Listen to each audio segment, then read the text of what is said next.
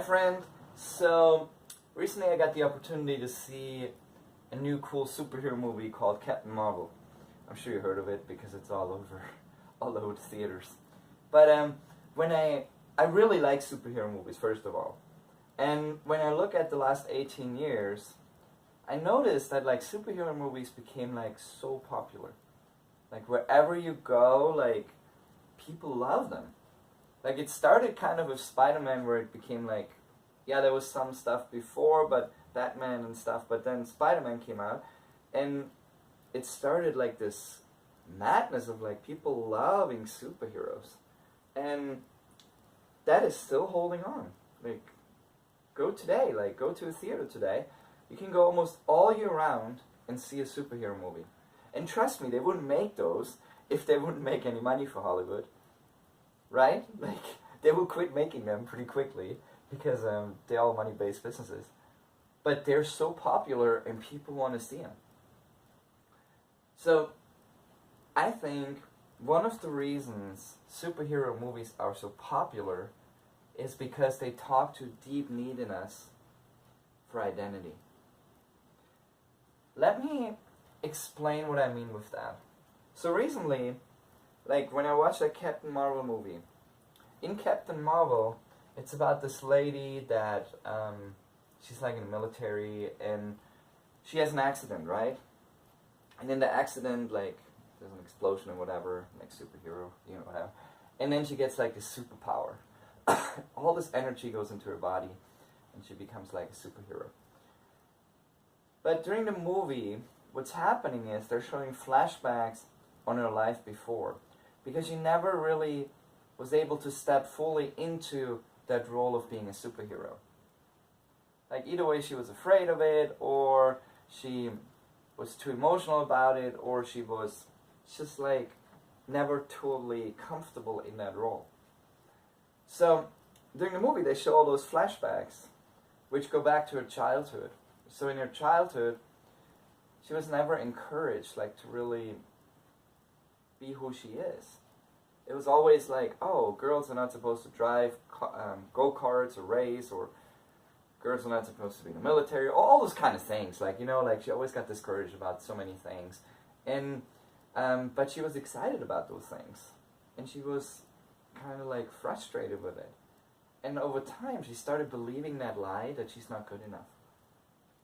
That she's not supposed to do any of those things that are worth it for her.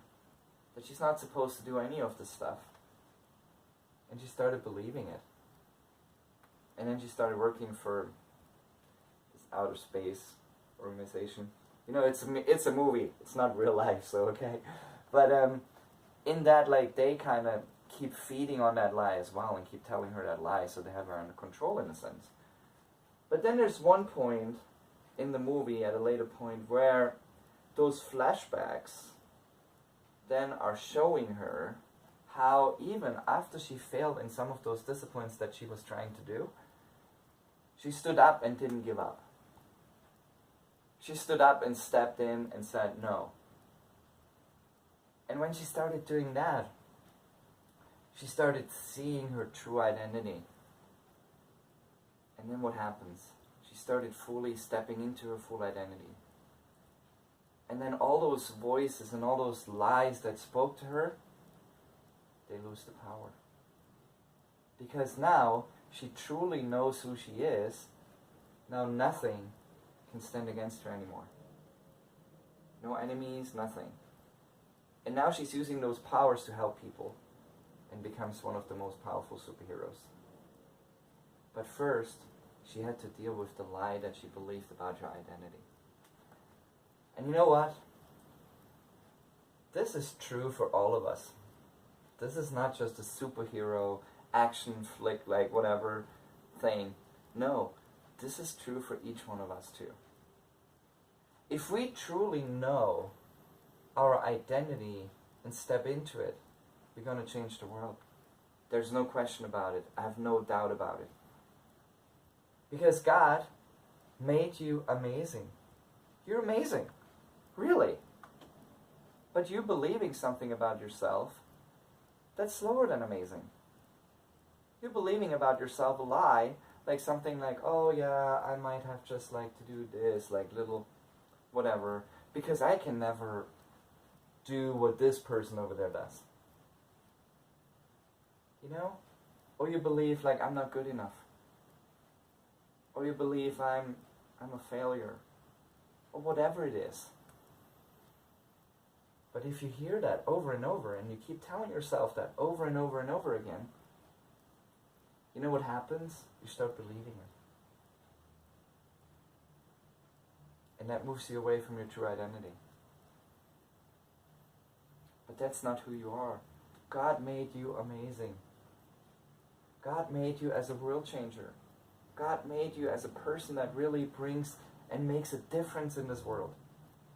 You know? And that's who you are. You're not a failure. You're not weak. You're not like any of the lies you believe about yourself. No. You're amazing. And you are the one that can change the world. You know that? And changing the world looks always different for every person. Changing the world might be like changing the world like preaching to 1 million people, or it might be like changing the life of the person that preaches to 1 million people. You're still changing the world, right? So I want to encourage you with that today. Step into the identity God made you to be. Often we don't even know who that is. Who did God make you to be? So I want to encourage you to step into and ask questions. Ask Him, God, like, who did you make me to be? What do you call me to be?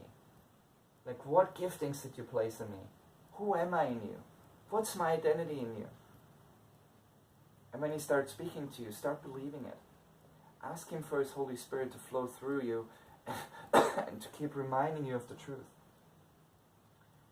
Because when you start believing the truth, all the lies that the enemy throws at you of being not good enough, or you can do it, everybody else can do it, but you can't, they start to wind down and be more quiet.